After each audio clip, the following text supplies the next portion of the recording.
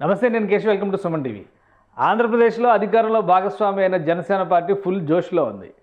సభ్యత్వ నమోదు కోసం 10 రోజుల నిర్దేశిత గడువు డిసైడ్ చేసుకొని పనిచేయడం ప్రారంభించడం, 10 లక్షల మంది సభ్యుల్ని నమోదు చేయాలనేటువంటి లక్ష్యాన్ని నిర్దేశించుకోవడం, ఇప్పుడు 10 రోజుల్లో 10 లక్షల మందిని నమోదు చేయడం రికార్డు బ్రేక్ చేస్తూ ఇది దాటేశామని జనసేన పార్టీ అధికారికంగా ప్రకటించింది. అలానే సభ్యత్వాల కొనసాగింపుని మరికొద్ది రోజుల పాటు కొనసాగించాలనేటువంటి నిర్ణయాన్ని కూడా తీసుకుంది. దీనికి సంబంధించి ఒక అధికారిక ప్రకటన జనసేన పార్టీ రిలీజ్ చేసింది. ఇందులో ఏం చెప్పారు, 10 లక్షల సభ్యత్వాలు దాటేశాం, అలానే నెక్స్ట్ టార్గెట్ ఏ విధంగా ఉండబోతుంది అనేటువంటి అంశాన్ని కూడా ఇందులో విశ్లేషించారు. ఒకసారి ఆ అంశాలని పరిశీలిద్దాం. ఇది వారం రోజుల పాటు జనసేన పార్టీ క్రియాశీల సభ్యత్వ నమోదు గడువు పొడిగింపు, గత ఏడాది కంటే ఎక్కువగా రికార్డు స్థాయిలో సభ్యత్వాల నమోదు, స్వచ్ఛందంగా ముందుకొస్తున్నటువంటి ప్రజలు, పార్టీ నాయకులతో టెలికాన్ఫరెన్స్ నిర్వహించిన party PAC chairman Nadendla Manohar గారు, ప్రధాన కార్యదర్శి నాగబాబు గారు.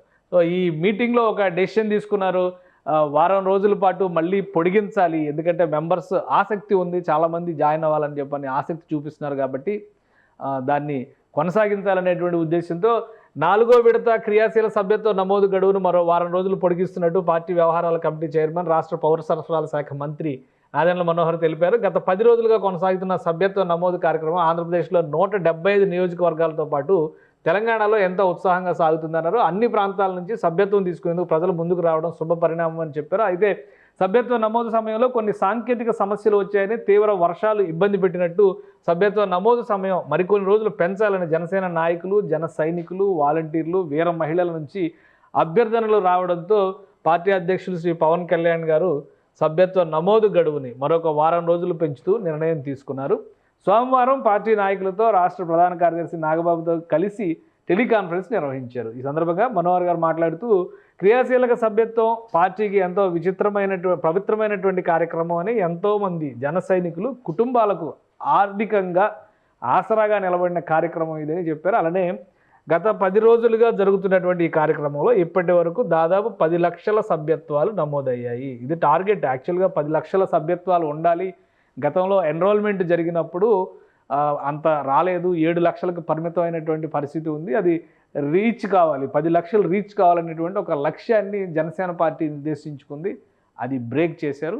అలానే ప్రకృతి పరంగా ఎదురైనటువంటి కొన్ని సమస్యలు, టెక్నాలజీ పరంగా వచ్చినటువంటి అవరోధాలను దృష్టిలో పెట్టుకొని మరొక వారం రోజుల పాటు సభ్యత్వ నమోదు ప్రక్రియని మొదలు పెట్టాలన్నారు. అలానే దీనిలో కొన్ని గైడ్లైన్స్ కూడా ఇచ్చారు. ఎందుకంటే సభ్యత్వ నమోదుకు సంబంధించి మరికొద్ది రోజుల పాటు కొనసాగించడంతో పాటు లక్ష్యాన్ని రివైజ్ చేసేటువంటి ప్రయత్నం చేశారు.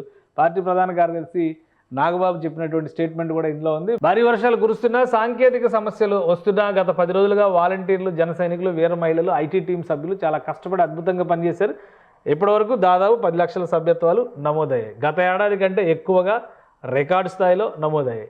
అయితే మనం ప్రతి నియోజకవర్గంలో 5,000 సభ్యత్వాలు నమోదు అవ్వాలని, అంటే కొన్ని చోట్ల ముఖ్యంగా గోదావరి జిల్లా లాంటి చోట్ల చాలా వరకు ఎన్రోల్మెంట్ ఎక్కువగా జరిగేటువంటి అవకాశం ఉంది. అయితే ప్రతి నియోజకవర్గంలో కనీసం 5,000 మంది సభ్యత్వాలు ఉండాలంటే యావరేజ్గా 175 నియోజకవర్గాల్లో 5,000 మంది చొప్పున వేసుకుంటే అదే 8,75,000 మంది అయ్యేటువంటి అవకాశం కనిపిస్తుంది. అంటే మిగతా చోట్ల అంతకంటే ఎక్కువగా వచ్చినట్టు కూడా బోనస్ కింద మనం చూడాల్సి ఉంటుంది.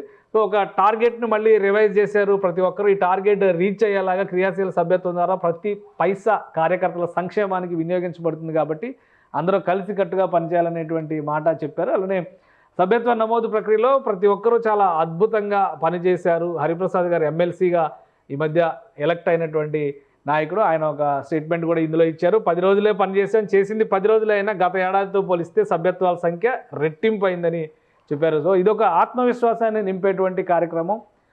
జనసేన పార్టీకి సంబంధించి అధికారంలో భాగస్వామి అవడం, ముఖ్యంగా కూటమిలో ఉంటూ తెలుగుదేశం, బీజేపీ, జనసేన 3 పార్టీల కలిసి ప్రభుత్వాన్ని ఏర్పాటు చేసినటువంటి తరుణంలో మొదటిసారిగా ఎన్నికలు జరిగి ఇంకా 2 నెలలు కూడా పూర్తిగా కానటువంటి పరిస్థితి. ఆ సందర్భంలో జనసేన పార్టీ నిర్మాణం పైన దృష్టి పెట్టడం పైన పార్టీలో ఉన్నటువంటి కార్యకర్తలు, నాయకులు సంతోషం వ్యక్తం చేస్తున్నారు. ఆ ఉత్సాహం వల్లనే భారీగా ఎన్రోల్మెంట్ జరుగుతుంది. 10 రోజుల్లోనే 10 లక్షల సభ్యత్వాలు క్రాస్ చేశారు. మిగతా నియోజకవర్గాలు ఇంకొక వారం రోజులు టార్గెట్ రివైజ్ చేయడం, మిగతా ప్రతి నియోజకవర్గంలో 5,000 మంది జనసేన నాయకులు ఉండేలాగా ఒక ప్రణాళికను సిద్ధం చేశారు. కాబట్టి ఈ ఎన్రోల్మెంట్ కనీసం ఇంకొక 5 లక్షలైనా కానీ యాడ్ చేసేటువంటి అవకాశం కనిపిస్తుంది.